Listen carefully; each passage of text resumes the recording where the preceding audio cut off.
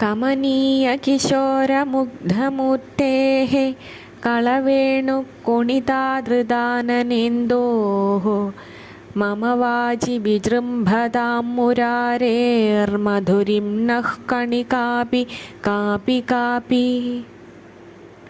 ഭഗവാന്റെ മധുരസുന്ദരമായ രൂപസൗകുമാര്യത്തെ വർണ്ണിക്കുമ്പോൾ അതിലെ ഇത്തിരി മധുരമെങ്കിലും തൻ്റെ വാക്കുകൾക്കുണ്ടാകണേ എന്ന് കവി പ്രാർത്ഥിക്കുകയാണ്.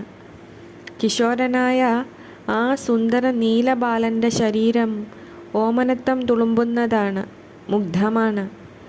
പൂർണ്ണചന്ദ്രൻ ഉദിച്ച പോലെയുള്ള ആ സുന്ദര ആനനത്തിൽ നിന്നും മധുരമായ വേണുനാദം ഉതിർന്നുകൊണ്ടിരിക്കുന്നു.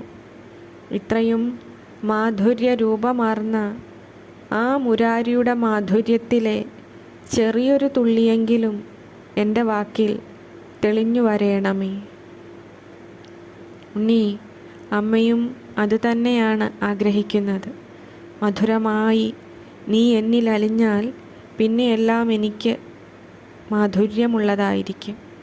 മറ്റു രസങ്ങളൊന്നും പിന്നെ എന്നെ ബാധിക്കില്ലല്ലോ.